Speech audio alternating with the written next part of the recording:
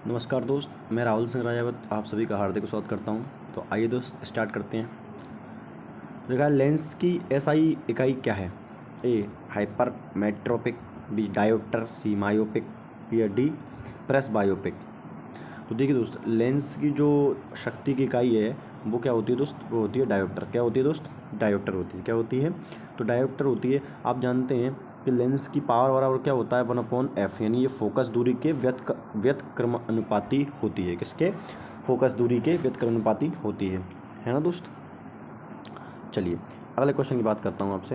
अगला क्वेश्चन है कि रेडियोधर्मी पदार्थ द्वारा उत्सर्जित होने वाले विकिरण की मात्रा को डैश नामक पारंपरिक इकाई में मापा जाता है। ए वाट पे, बी पास्कल, सी एम्पियर या डी क्यूरी। तो देखिए दोस्त, किसी भी रेडियोधर्मी पदार्थ द्वारा उत्सर्जित जो होने वाला जो विकिरण है उसको जो नापा जाता है वो वाट में नहीं नापा जाता, एम्पियर में नहीं नापा जाता, पास्कल में नहीं नापा जाता, ये नापा जाता है क्यूरी में। किस में नापा जाता है दोस्त?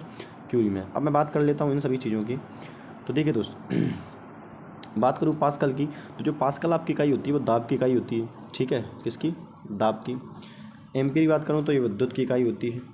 और वाट की बात करूँ तो ये शक्ति की इकाई होती है। किसकी होती है? शक्ति की इकाई होती है। ठीक है दोस्त। चलिए अगले क्वेश्चन की बात करता हूँ।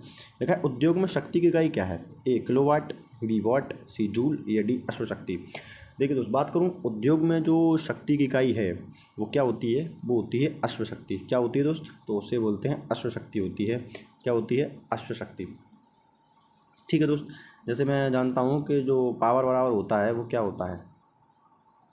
Joule upon time, work upon time. यानी मैं बोल सकता हूँ जूल अपॉन सेकंड, यानी इसी को बोलते हैं वाट। इसी को क्या बोलते हैं दोस्त? इसी को वाट कहा जाता है। और लेकिन ये शक्ति की इकाई है, लेकिन जब हम बात करते हैं इंडस्ट्रियल टाइम में या औद्योगिक शक्ति में तो इसी में जूल की तरह यूज़ करते हैं। तो बता दूं कि एक हॉर्स पावर जो है, अश्वशक्ति को इंग्लिश में बोलते हैं हॉर्स पावर, तो एक हॉर्स पावर जो है वो 746 वोल्ट के बराबर होता है।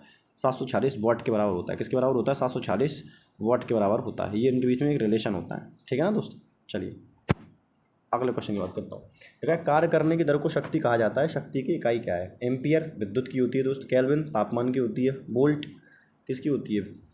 प्रतिरोध की।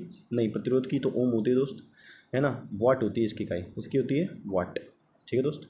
चलिए अगले क्वेश्चन की बात करते हैं। देखा, ध्वनि को मापने के लिए कौन सा एकाएक यूनिट को उपयोग किया जाता है? ए डेसिबल, बी हर्ट्स, सी ओम या डी वोल्ट। दोस्त हर्ट्स तो हर्ट्स जो होती है फ्रिक्वेंसी की यूनिट होती है, ओम प्रतिरोध की होती है, वोल्ट विभवांतर की होती है दोस्त, है ना। डेसिबल की बात करूँ मैं, डेसिबल तो डेसिबल आपकी जो होती है वो ध्वनि मापने की इकाई होती है। दोस्त बात करूँ, एक संस्था होती है जैसे हम WTO के नाम से जानते हैं। किसके नाम से जानते हैं? WTO के नाम से। WTO का कहना है WHO वर्ल्ड हेल्थ ऑर्गेनाइजेशन, है ना। कौन? WHO। तो WHO का ये कहना है कि जो व्यक्ति है, एक नॉर्मल व्यक्ति के लिए 75 डेसिमल साउंड सबसे परफेक्ट है। अगर ये साउंड 75 डेसिमल तक पहुँच जाता है तो ये इंसान के लिए कहीं ना कहीं क्या होता है दोस्त? ये इंसान के लिए हानिकारक होता है। चलिए अगले क्वेश्चन की बात करता हूँ। देखा, ध्वनि को माप की यूनिट क्या है? न्यूटन। दोस्त न्यूटन किसकी होती है?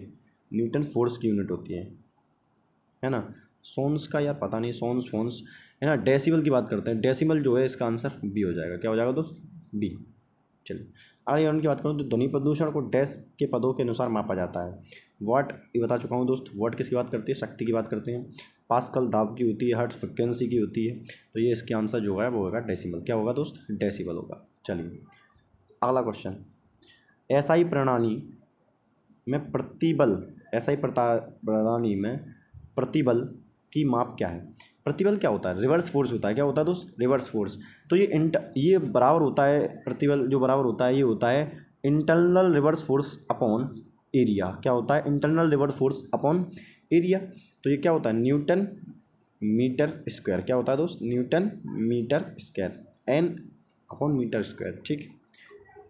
चलिए अगले क्वेश्चन की बात करूँ।